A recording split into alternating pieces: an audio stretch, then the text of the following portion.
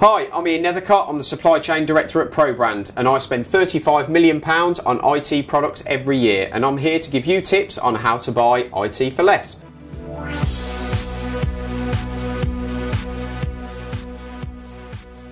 So this week we're looking at our monthly supply chain insights, looking back obviously at our March data. So right at the beginning of March, we saw 45,000 price decreases. This was actually coming from a lot of the networking vendors actually. So there was Cisco, Allied Telesis and Extreme Networks.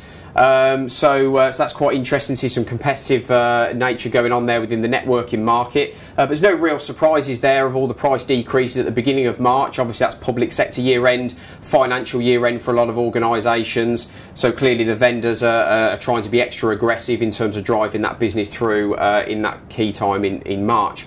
On the flip side of that, there was also a significant amount of price increases in the POS market. So Zebra had their annual price increase that came in on the 1st of March. That was a 10% increase that was put in place. That was also quickly followed suit by some of their competitors as well, which was Honeywell and Data Logic. Those price increases, though, they weren't really reflected until probably 2/3 of the way through the month, around about the 22nd of March, that we saw that come into play, as obviously as the old stock through distribution washed through, and those new pricing structures then were visible towards the end of the month.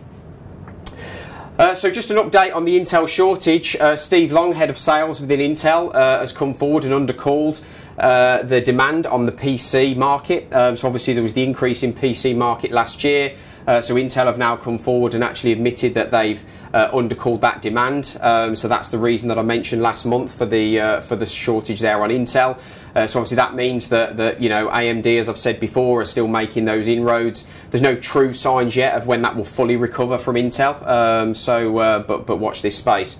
So TrendForce, an analyst firm, they've come forward and said that there's going to be a 20% decline in NAND flash coming into Q2.